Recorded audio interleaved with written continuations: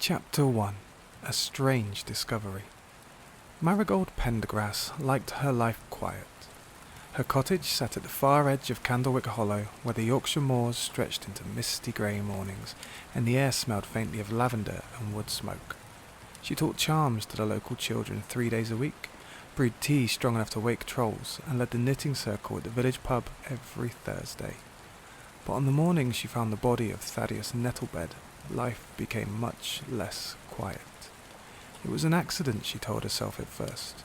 The retired wandmaker had been old after all, and his workshop a tangle of tools, cores, and half-finished projects. Perhaps he'd simply tripped over a loose plank. Perhaps his heart had given out. But then she saw the message. Someone, something, had scrawled a single word into a thin layer of wand shavings covering the floor. Sorry. By the time Marigold fetched the constable, the message had been swept away by a gust of wind from the open door, and by the time the ministry aura arrived from New York, the body had vanished, leaving only a faint smell of charred oak. That night, sitting by a fire with Pumpkin the ginger cat curled up on her lap, Marigold resolved to find out who or what had taken Thaddeus Nettlebed from Candlewick Hollow. Chapter 2. The knitting circle gathers. Thursday evening came with a chill wind, and the tipsy toadstool was glowing with warmth. Inside, the knitting circle was already gathered around their usual table near the fire. Dulcie Greengrass, always ready with gossip, Professor Archibald Plum, whose scarf project never seemed to end, and Branwell Goodfellow, the pub owner, whose enchanted needles clicked faster than anyone else's. When Marigold entered, everyone looked up. "You've heard then?" Dulcie asked, not even bothering with a hello. "I found him," Marigold said simply, hanging her cloak. "And there was a message." "A message?" Crispin Merriweather, the broom repairman, leaned forward, his half-finished sock forgotten. Marigold explained what she'd seen. The room grew very quiet. "It wasn't an accident," Dulcie said at last. "Someone wanted us to know." Professor Plum frowned deeply, his knitting slowing to a crawl. "A confession, perhaps? Or a warning," Crispin added darkly. Marigold pulled out a small notebook and quill. "Either way," she said, "I'm going to find out what happened." The knitting circle nodded. Candlewick Hollow took care of its own. Chapter 3. The Wandmaker's Secrets. The next morning, Marigold visited the old workshop. The constable had finished his inspection, leaving the place just as she'd found it. Tools lay scattered over the workbench, as if Thaddeus had been interrupted mid-spell. She found something curious under a pile of ash, a piece of parchment scorched at the edges, with half a sketch of a wand design she didn't recognize. The core was labelled simply X. She slipped it into her notebook. As she turned to leave, a faint sound made her pause, the rustle of boots on gravel. She whirled, wand raised, but saw nothing except the moor mist curling low along the lane. Still, she couldn't shake the feeling that she was being watched. Back home, she pored over her notes. Whoever had taken the body hadn't taken the time to destroy evidence. That meant either haste or guilt.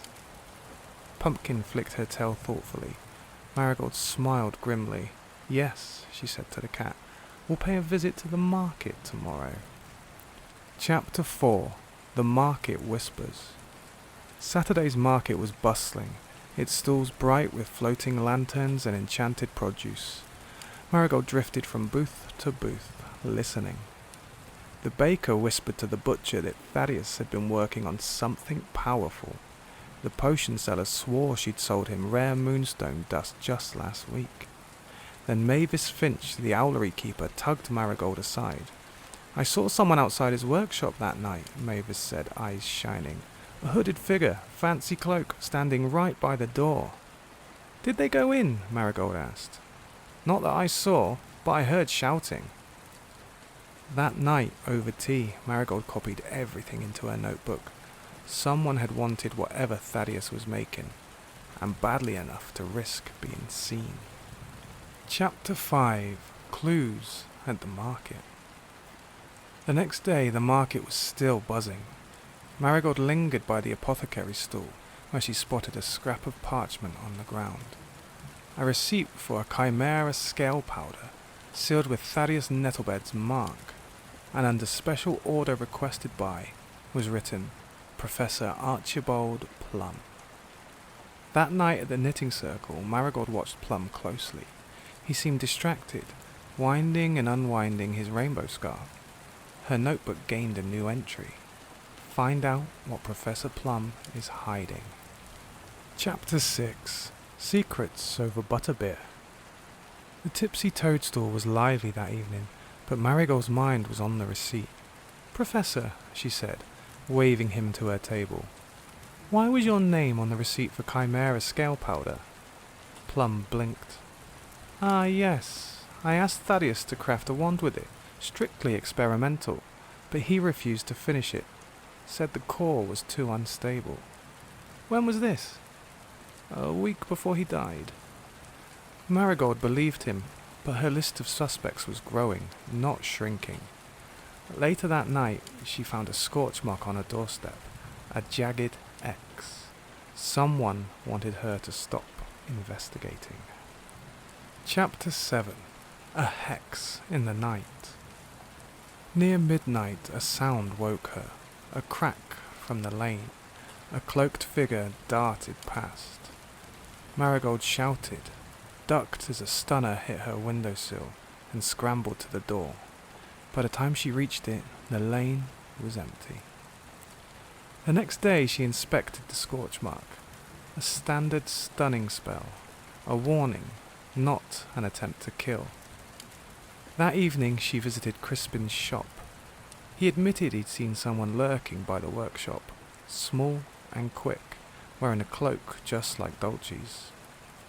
Later, at Dolce's cottage, Marigold saw the green cloak hanging in the hall, with a missing button at the collar. Her notebook gained another line. Confront Dolce. Chapter 8: Marigold's Mistake. At the next knitting circle, Marigold made her announcement. I know who killed Thaddeus Nettlebed. It was Crispin Merriweather. Crispin turned scarlet. Me? I was trying to catch the culprit. He explained that he'd been watching the workshop every night and had seen someone small wearing Dolce's cloak the night Thaddeus died. Marigold left the pub humiliated but thoughtful. Her first accusation had been wrong. That night she reorganized her notes and realized the truth. Dolce hadn't meant to harm Thaddeus. She'd meant to stop him. Chapter 9: The Final Stitch. At the next meeting, Marigold calmly laid out every clue. The button, the argument, the message in shavings. Dolce dropped her knitting. You're right, I was there. I tried to hex the wand blank so it couldn't be used, but the spell backfired. There was a flash, and when the smoke cleared, Thaddeus was gone, and I panicked. It had been an accident all along. Professor Plum sighed with relief. Then we can stop looking over our shoulders. By the end of the night, even Crispin forgave Dolce. Branwell poured everyone a round of mulled mead, and the knitting circle raised a toast to Thaddeus. Chapter 10: The Truth Revealed. Aura Yates confirmed Dolce's story the next morning. No charges will be pressed, he said. This was a tragic accident. Slowly, Candlewick Hollow began to heal. The market was cheerful again. The gramophone played lively tunes, and Marigold sat by the fire, writing every detail of the case into her notebook. A week later, she received a letter from the ministry commending her for her thorough notes, and suggesting she might assist in future investigations. Well, Pumpkin, she said, scratching the cat's chin, perhaps we are detectives now. Pumpkin purred in agreement, and Marigold smiled, certain that if mystery came to Candlewick Hollow again, she'd be ready.